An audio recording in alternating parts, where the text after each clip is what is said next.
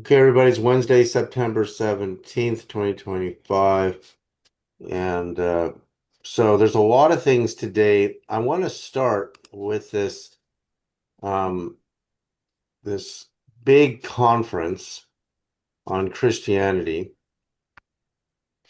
that is led by probably the preeminent scholars in the true understanding of the Christian Bible in its original language in the Greek, but also the Gnostic material, which really is the earliest Christianity. I mean, when you're looking, here's the event, New Insights into the New Testament, and you can see 13 world-class scholars, and these are some of them. I mean, Paula Fredrickson is legendary. Wayne Pagels really started me in this. I went to a lecture at USC in Southern California. Oh my God, that was a long time ago, like 25 years ago, by Elaine Pagels, and she's one of the translators of the Nag Hammadi texts that were found Mhm.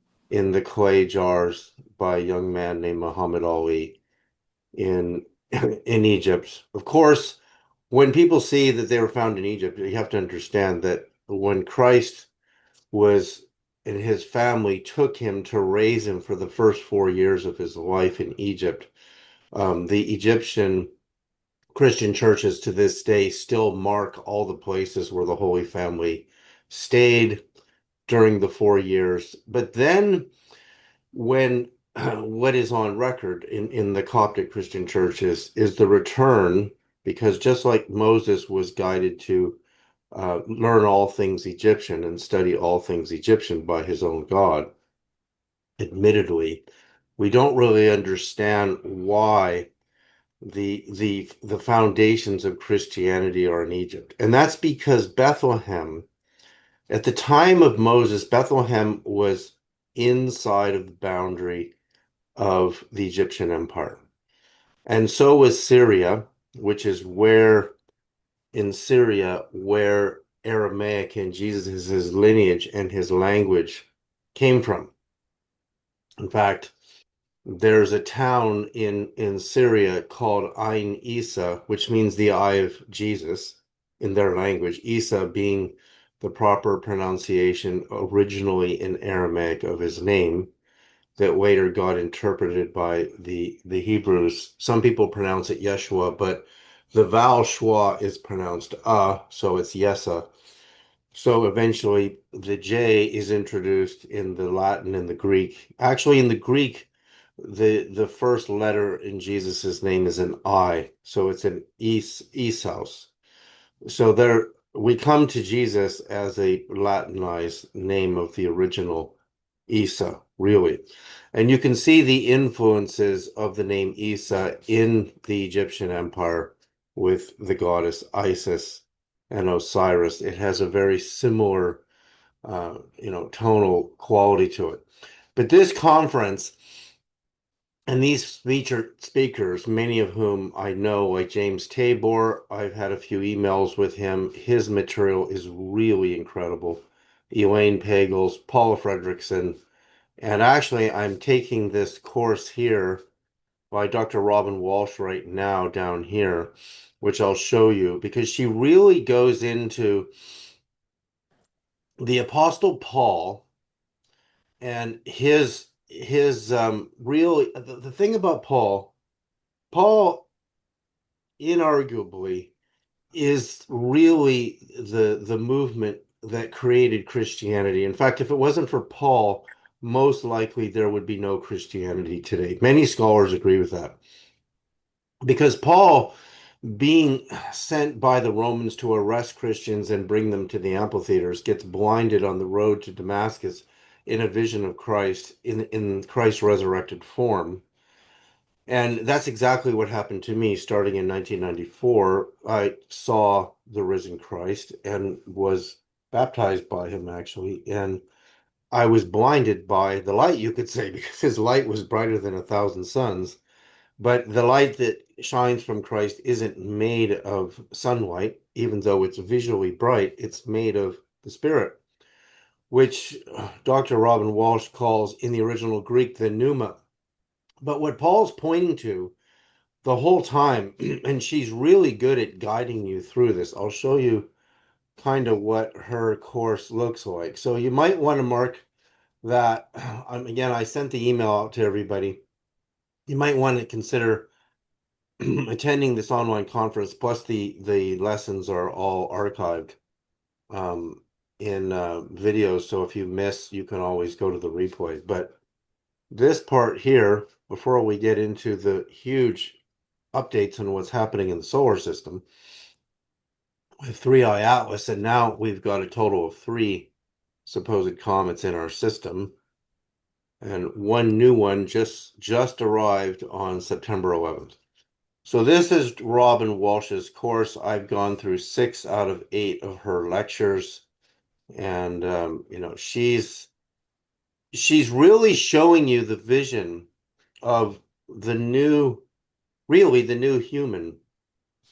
And I've always had this experience in my, decades of practicing spiritual meditation and frequency and breath work for my whole life, that the human organism is in basically old technology.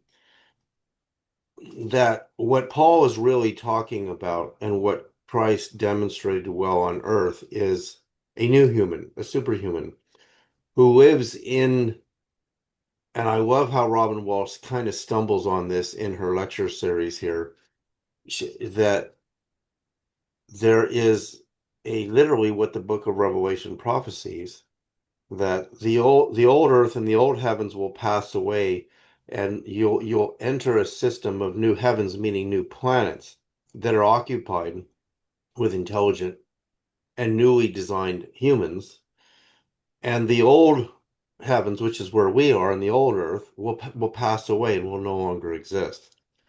So as you see AI coming in, and the whole idea of human brains not being, I mean, just think about it for a minute, because when you think about yourself going to school, it's really funny to me.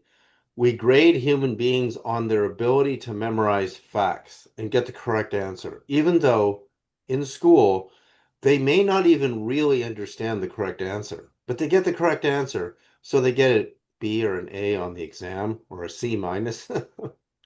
And we determine the fate of a human being by its ability to memorize facts. And then we'll put that human being in a job capacity, whether it's a university or they're um, a physicist or a doctor, and they will physically have to learn how to do certain things that probably you could even take a C or a C plus student, and if you put them in that job capacity year after year, they would eventually learn how to do the same stuff. But we grade them based on their ability to memorize facts, which now AI, if you go on Chat GPT and you ask it a question, it has a better ability to memorize facts and index facts than most human brains. And I'm seeing some discrepancies, like when I search something very interesting. I'll show you here. Is when I search how many times in the New Testament. This is really interesting because Dr. Robin Walsh gets into this. This is the point I wanted to make. Where is the risen Christ coming from between these invisible heavens and earth to appear to the apostles and also appearing to the disciples? Because he had 72 disciples, 12 male apostles, and 7 women that were very close to him. And so how is he making the jump back and forth? How close is he? He can't be really far away. And that's why my model and the Crystal Sereda model shows, and now the 3i Atlas model, which supports the Crystal Sereda model, shows where these upper 9 heavenly bodies actually are.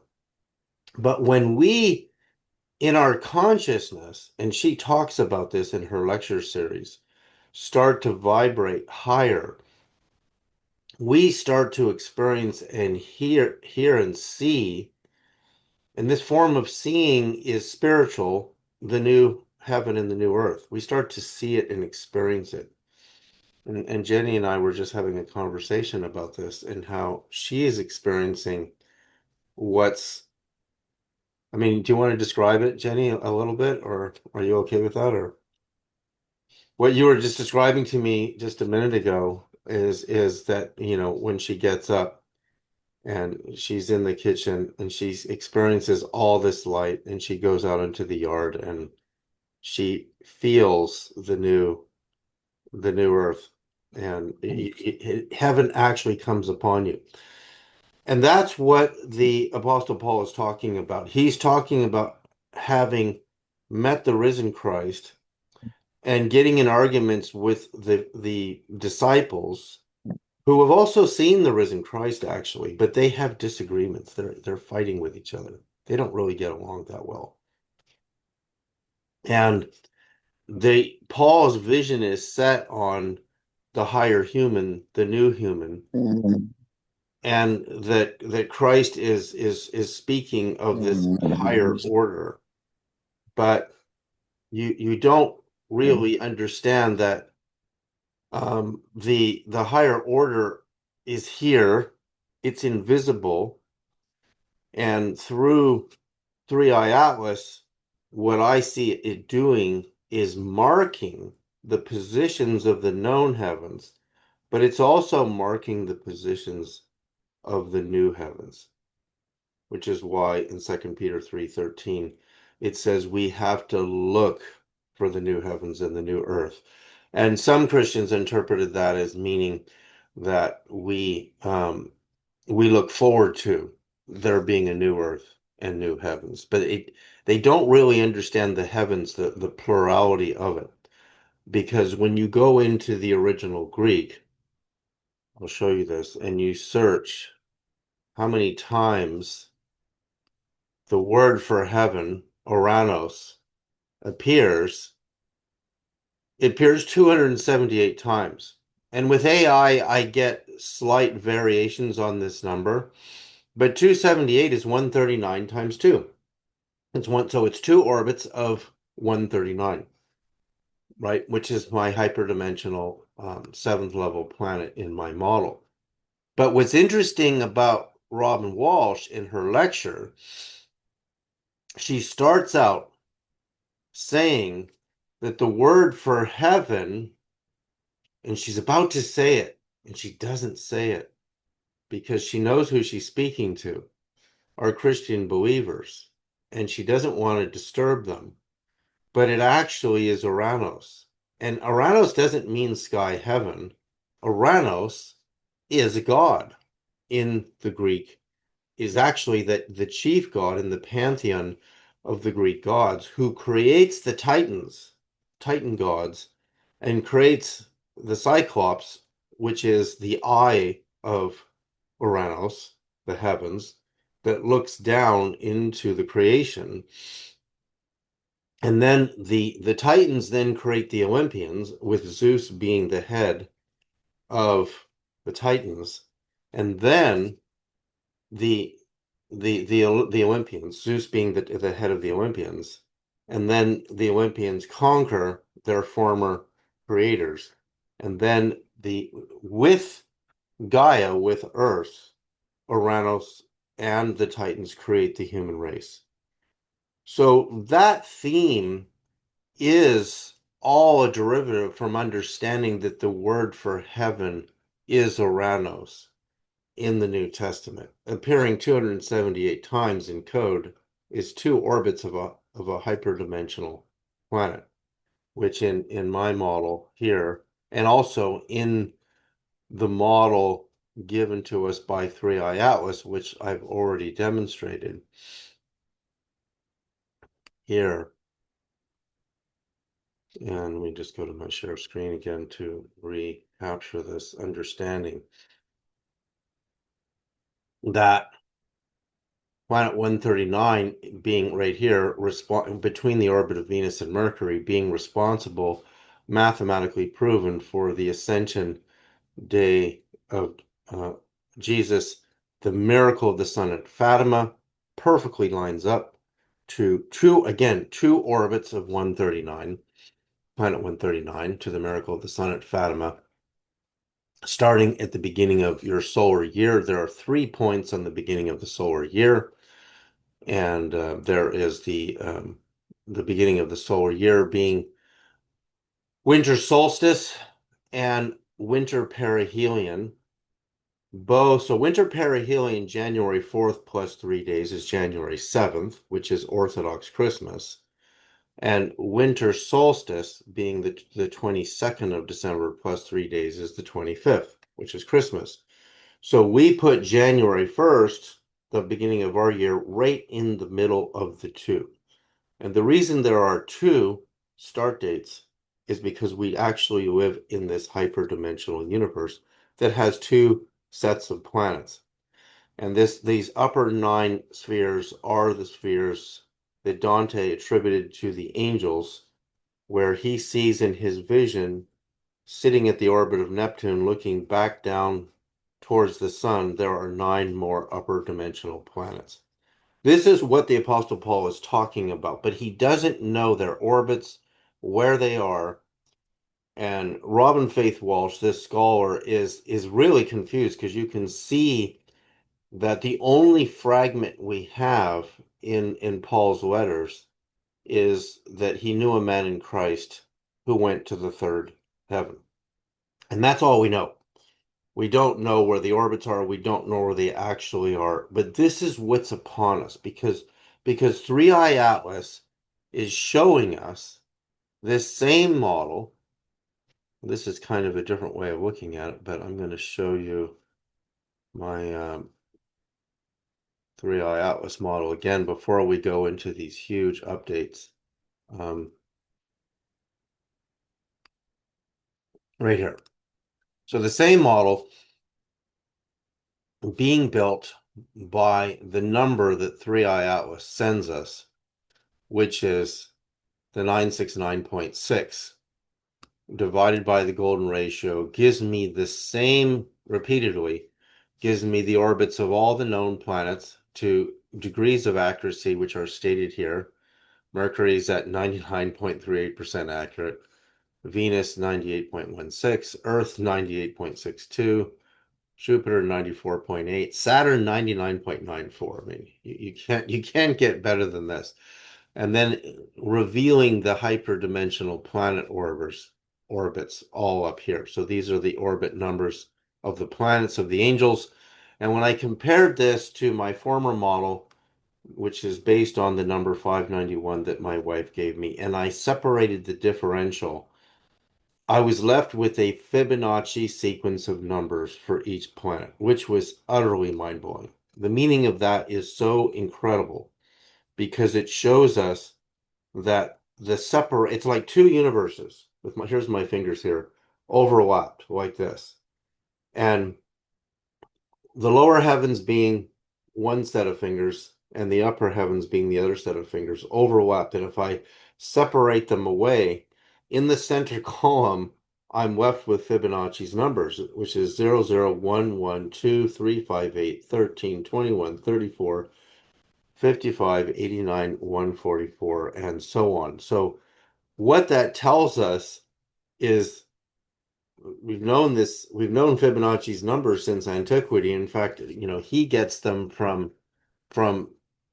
arguably their origin comes from India and Egypt, where they already understood in ancient Egypt the two sets of nines, the two Enneads, the lower Ennead and the upper Ennead. But with even translations from those languages, we still couldn't see the concept of an upper set of 9 superior planets and a lower set where there isn't much life left. Like, if you really look, okay, so let's look at the history that NASA is giving us now. So there's new news that's broken that there was formerly life on Mars. Think about it. We've seen, thanks to Richard Hoagland's work also on the structures and the pyramids on Mars, that there was a civilization there that is very evident in the ancient Sumerian and Babylonian text over 432,000 years ago, apparently.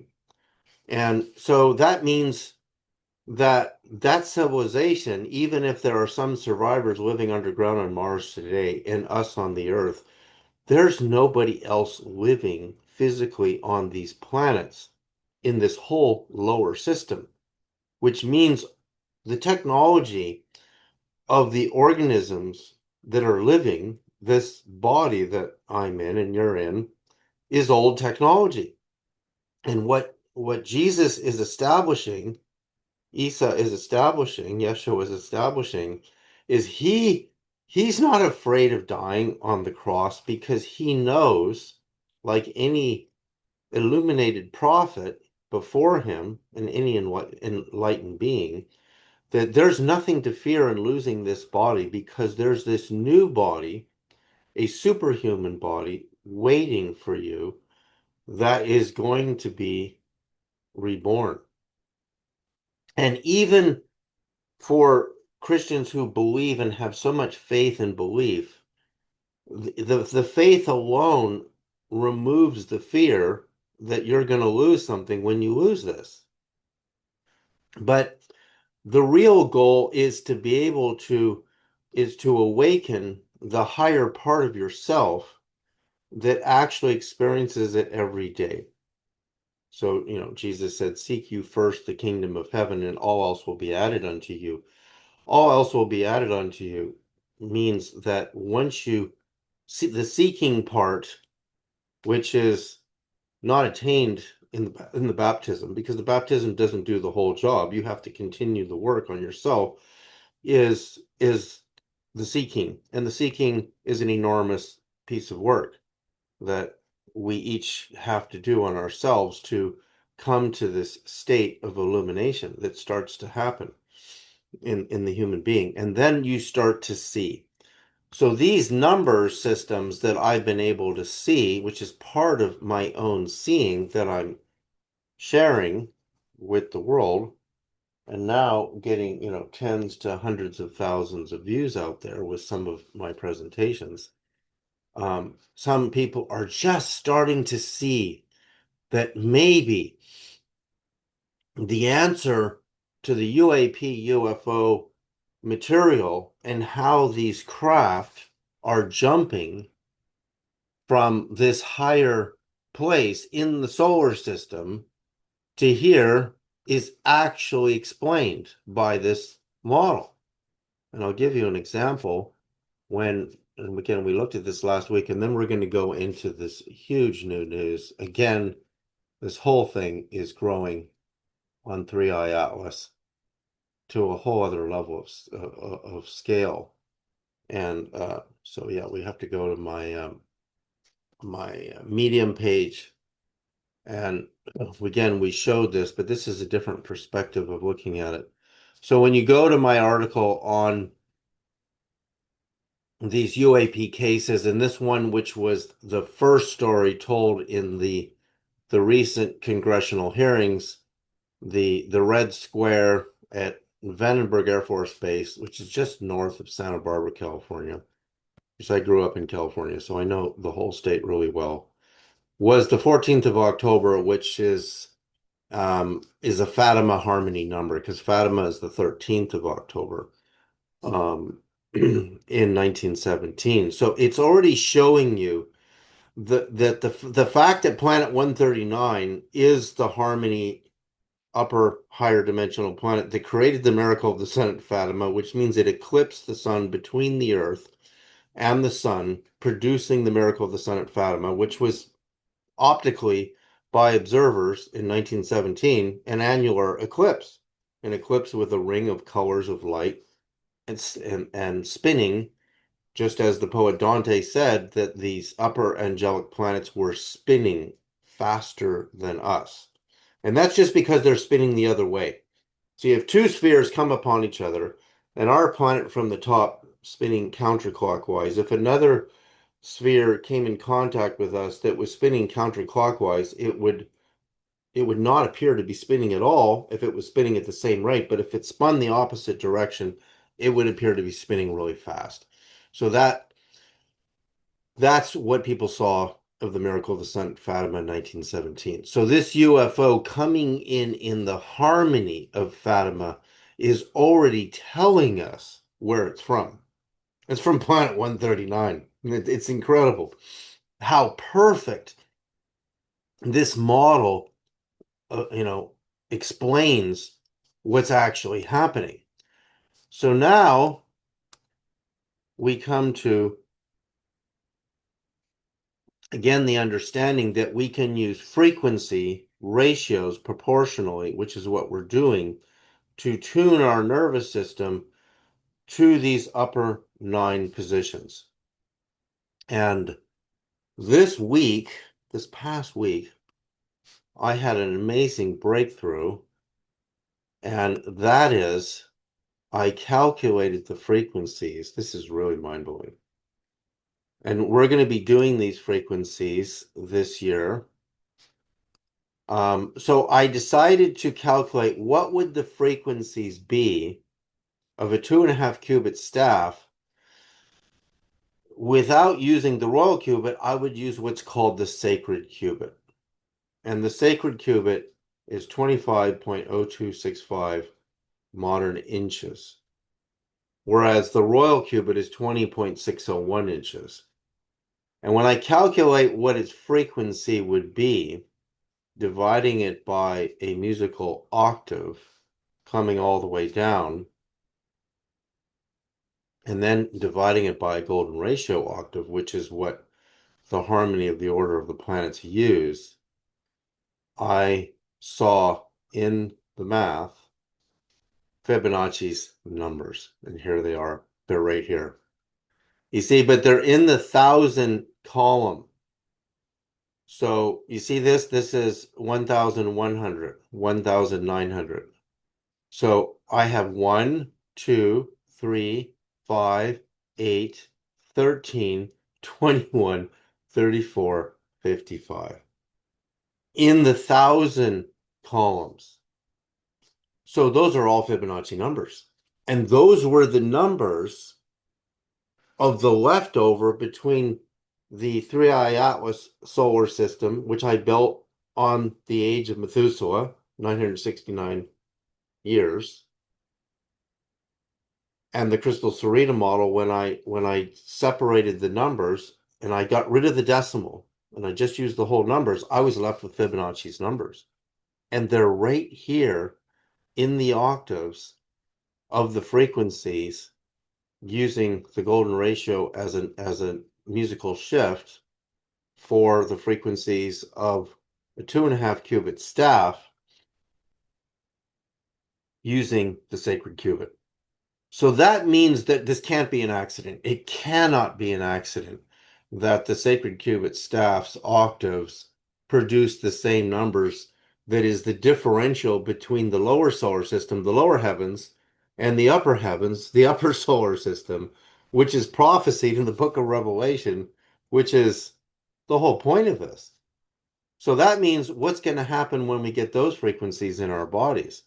It means we're going to be attuned and start experiencing the next level of this. So I will have those frequencies ready in the following months for us to work with. But right now we're doing the frequencies following the path of 3i Atlas. So now let's see the new news on 3i. This is really big. I mean, this thing is getting to be, I'm again really surprised that nobody's paying attention in the mainstream media. I mean, yes, I mean, I could talk about Charlie Kirk, and I have a lot to say about Charlie Kirk. But in short, what I have to say about Charlie Kirk is he gave people what politicians are supposed to give people, is a way of actually getting heard and getting your views challenged before the democratic process. And our representatives hide in their offices and have secretaries who will take your call, but your voice will never be heard because nobody ever gets back to you. But what he did was so brilliant as a form of politics in that, yes, he challenged people's views. He had his own beliefs, but you could be heard and recorded, and people love that. They loved the dynamic that he created. He's a brilliant man, and my thoughts and prayers go out to his wife and children for the enormous loss that they've endured. And believe me, I have a lot of thoughts about him and where America is going and where the world is going today, because we're essentially losing. I mean, even what I'm doing now is I'm not challenging the standard model. I'm taking the standard model of our understanding of the prophets and Christianity to a whole new level. But believe me, I've been met with resistance. I mean, I went on one show recently where there's like, almost 70,000 views of me presenting this stuff. But then a fundamentalist Christian comes on the show right after me, basically saying that's all the deceiver, that's the deceiver, it's the deceiver. So, I mean, when people are not ready to see what's written right in their own Bible, there'll be a new heaven, new heavens and a new earth, and the former will pass away. Even though you're trying to show it to them that it's right upon us, they see it as, if they don't understand it, they just see it as something really bad. So let's go to Comet 3i Atlas and see the new news that is upon us. And that is really huge. So what's happened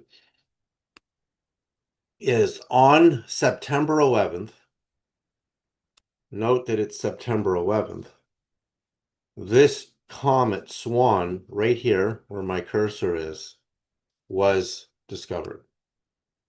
And it came around supposedly, so let's move my clock back to September 11, right here. So here's Earth, and you see Comet Swan is coming in. Let's turn it on its side. You see, it came in. You see Swan down here, and the Earth right here. On September 11th, it was right under the Earth, but it was also, if you turn this axis, it was moved to the angle of the Earth and the Sun. It was eclipsed by the Sun. It's so observing from the Earth, we couldn't see it until the 11th of September. It apparently came around the Sun. The problem with this theory is almost all comets don't surprise us. We see them coming a long time before they get here. And when they get within a reasonable distance of the sun, due to the heat, they start releasing their ice and they form a tail. So when we backtrack Swan, turn it on its side, sort of, you can see it. So this is Swan down here because there's three. There's 3i Atlas, which is now approaching Mars for Yam Kippur. And you're not going to believe what happens on Yom Kippur now. It's going to get crazy. And then we have K1 Atlas, which is amazing that this wasn't part of the story from the beginning, because we've been tracking K1 Atlas for a long time now. Swan is the surprise. And it shows up on September 11th, which happens to be my daughter Astaria's birthday. It happens to be the anniversary of the Twin Towers. So why did it surprise us? Why didn't we see it? So let's go back in time. And you see back in time in August, where it is, July, right here. So let's go to Earth.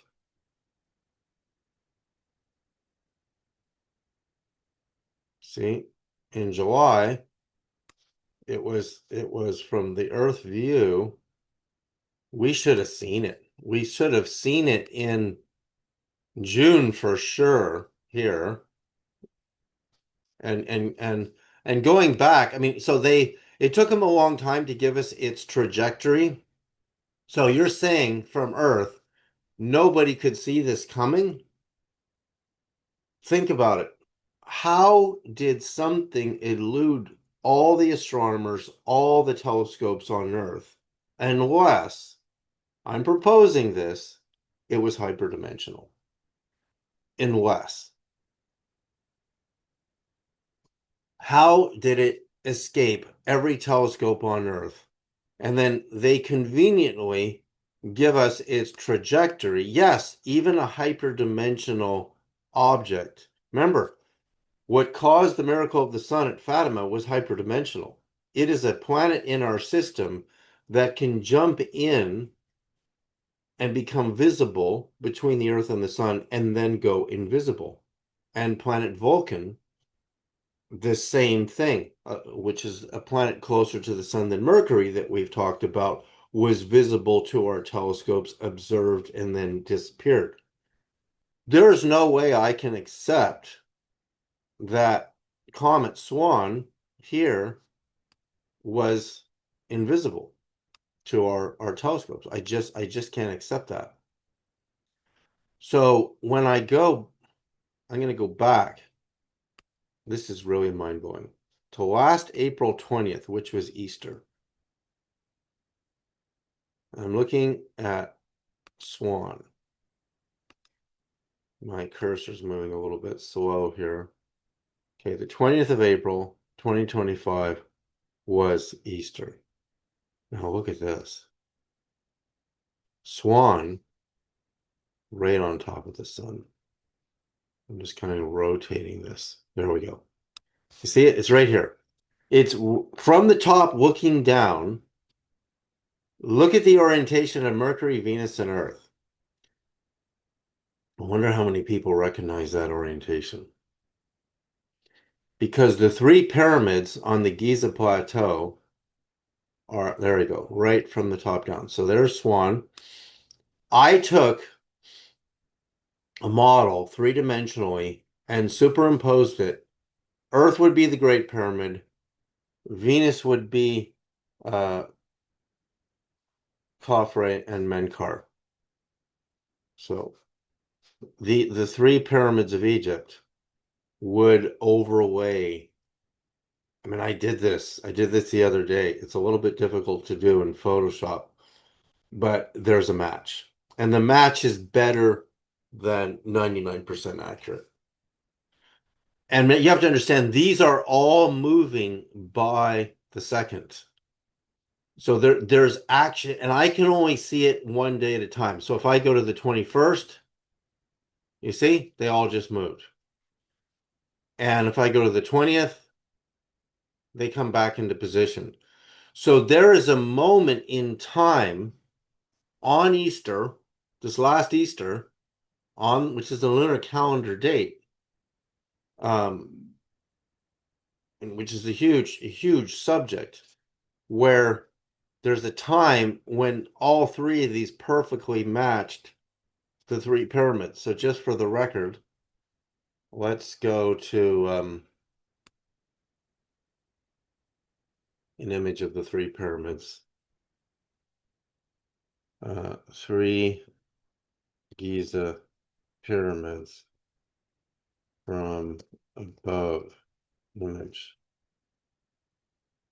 Here we go. Right here. I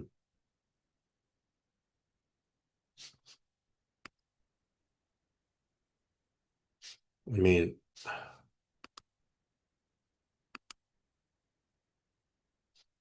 three Giza pyramids from above. Here's probably one of the oldest images. Yeah, this is a really old image, which is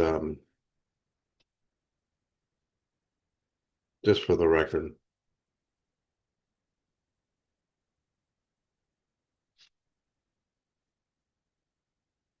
See, these three positions here, and again, you just have to scale it to size, but the angle between Great Pyramid, center pyramid, smallest pyramid. And again, I mean, we've gone over this. I've done an angle study on these three pyramids, and there's no question in my angle study on the three pyramids that they are tracking an unknown body on the surface slope angle of the Great Pyramid in the heavens. And let me just pull that documented up here so we can have it. Um,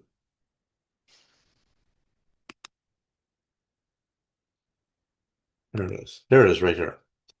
So remember, so we just had Comet Swan in its backtracking position to last.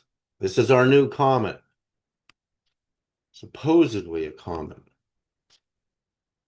and it matches the three inner planets of the solar system, Earth holding the position of the Great Pyramid. See, note that their angles 51.853972 degrees for Khufu Great Pyramid, Khafre Pyramid Middle 51.84. You see? Instead of 8.5, it's 8.4. And then the third pyramid is 51.34. You see how it's shifting? And that's due to proper motion, which is the slow over great periods of time. The positions of the heavenly bodies migrate just a tiny bit. But when you look at this angle from the Great Pyramid at this angle, you know it's looking for something in the heavens. And in my angle studies, the complementary angle, because your pyramid, which is designed to be facing true north, which is the alignment to the North Star, and which again shifts. The North Star shifts over time. And the North Star is within 26.3 degrees to the north of the Great Pyramid. But the slope angle of the Great Pyramid is between 51 and 52 degrees, changing slightly with the three pyramids, which means off the east-west axis, which is the position of the rising and the setting of not only the sun, but the planets and the stars, your angle is between 38 and 39 degrees, which is the angle of resurrection, which is the angle that Jesus appeared at in his resurrected body at the Sea of Galilee, between 38 and 39 degrees. So this tells you that this evidence that I'm just showing you on Comet Swan, because let's go back to Comet Swan, did this past Easter. This is just incredible. And wait till you see what it's going to do on Yam Kippur. And we'll probably finish with that, because Yam Kippur. So here we are. So I just demonstrated this. Comet Swan, when it's right above the sun, Mercury, Venus, and Earth are in the perfect orientation of the three Giza, as in Jesus, is the true pronunciation, the way the Arabs pronounce what we call the Giza Plateau. Oh my God. See, when I turn on its side, you see, Swan is right above the sun from all angles. So you can rotate this 360 degrees. So what is going on here is these bodies, even let's say they're comets, they're rocks, but whatever intelligence sent it here, you see I'm swiveling a little bit, you can see the intelligence was right over the heads of the astronomers, because they have a prejudice against archaeoastronomy, ancient astronomy, and the building of ancient sacred sites and temples. This is perfect. This already happened, by the way. So if nobody noticed it, And I'm the only one who's noticed it. It didn't happen. So how many things happen that we don't notice because nobody's looking? Okay, so now let's go forward. Let's go forward to where we are now. So let's go to we are at September,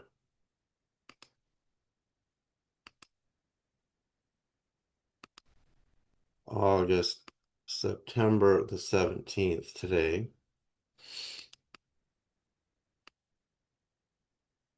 Okay, so from the top, 3i Atlas is approaching Mars for Yam Kippur, right there. So this is 3i Atlas. It's getting close. And supposedly on the 3rd of October, according to Avi Loeb, and he was just on Fox News, still proposing the hypothesis that 3i Atlas is a huge spaceship the size of Manhattan. The size of 3i Atlas keeps jumping around all over the place. The last I know confirmed, it was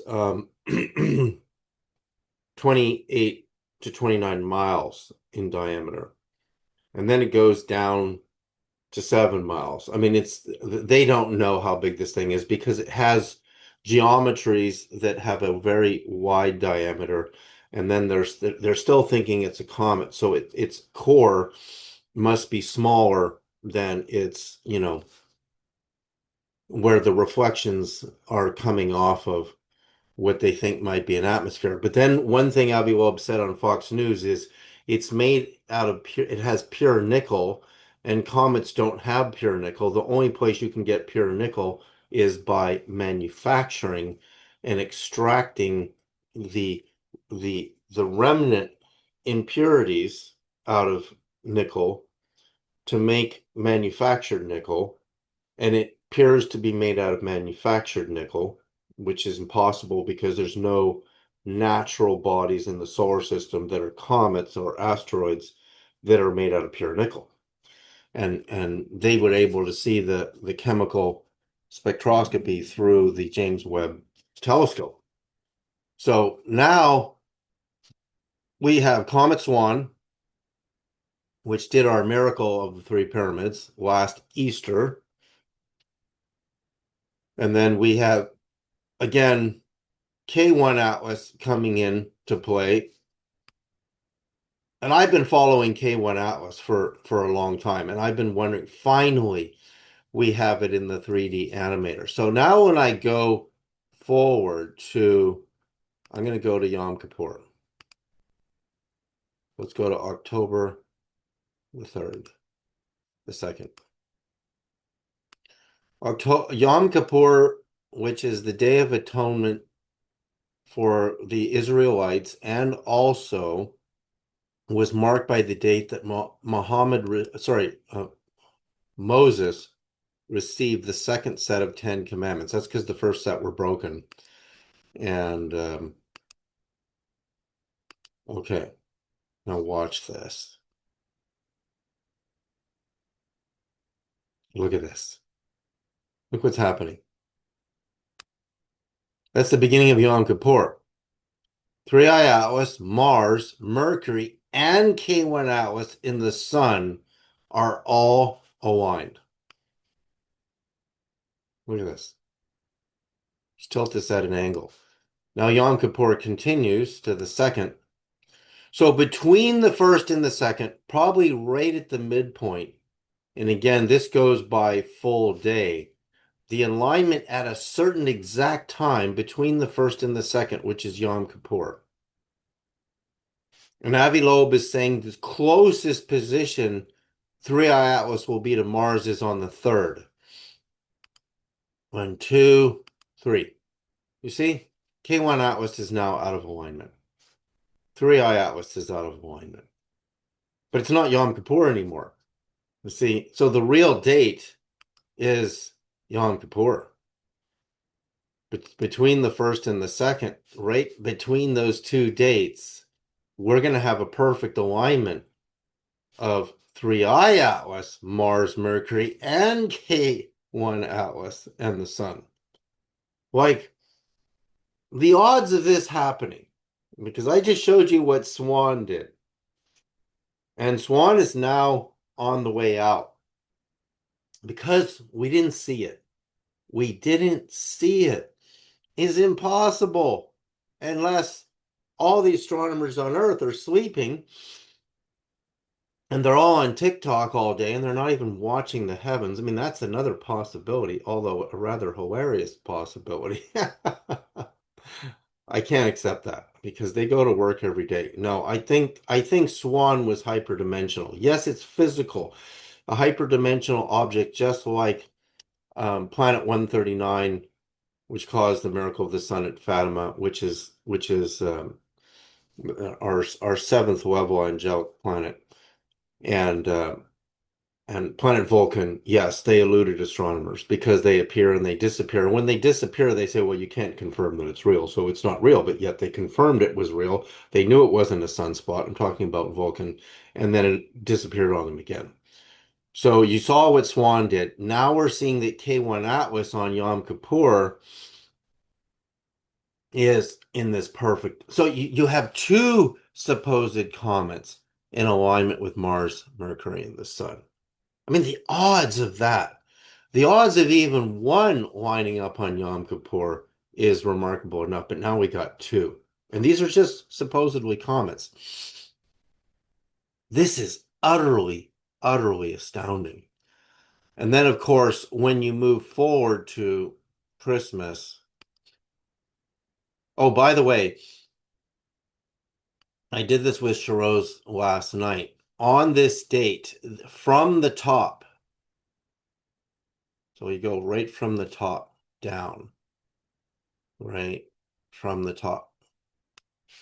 On this date, the angle that Earth is, and when I draw a red line, I'll have this ready for next week. I draw a red line in Photoshop between 3I Atlas, Mars, Mercury, K1 Atlas, and the Sun. Earth, its angle off that line is 45 degrees. I mean, again, I'm using a protractor on the screen, so it's really an astounding angle to be at 45 degrees. So why? Because it's half of 90. And we invented a 360-degree set of degrees in a complete circle, but also in a complete orbit. So Earth travels a shaving under 1 degree per day in its orbit around the sun. And again, Jesus appearing in ascension, he ascends 40 days after Easter, which is 39 degrees, actually, when you convert that to degrees. And 39 degrees is the complementary angle to 51 degrees, which is the base angle of the Great Pyramid is between 51 and 52 degrees. So you really, really see what's happening with ascension, resurrection, and ascension. So that's October 1st. So now let's go to Christmas, December. Remember, there's two Christmases. There's Orthodox Christmas, which is the oldest church, which is January 7th and 8th. And then there's Western Christmas, the 25th. So on the 25th, you can see where Comet Swan is. And I have to measure this because Earth, off of the plane angle of 3I Atlas, we've already measured this. Whoa, my cursor just did a big spin. Oh my God. Where is it? Where's 3I Atlas? There it is. So Earth is Great Pyramid angle on Christmas when I'm flat. I already have the graphic of this. So what I'm going to have to do, because we're out of time, I'm going to have to measure the two Christmas dates on all three supposed comets for next week. And we'll see the angles that they will be at and the orientations they'll be at for next week. So remember, it's important to do these frequencies and get them into our bodies because frequencies in ratio converts frequencies into harmony, open up neural pathways for us to be in harmony with these upper 9 levels of the angelic, which we did last year. But now there's another level of this, which is revealed doing the frequencies of a 2.5 cubit staff using the sacred cubit instead of the royal cubit. So we have a lot to work with this year for people who are in the inner circle. I'm posting these videos on my YouTube channel and they're getting over 1,000 views, but most people are not actually doing the frequencies. You have to be an inner circle member to actually get access to the frequencies. So with that, have a great day, everybody. And again, there's a replay of this, so you can, if you want to share the replay with friends, you're welcome to it. I'll send the replay to everybody later today and post it on my channel. Cool. All right.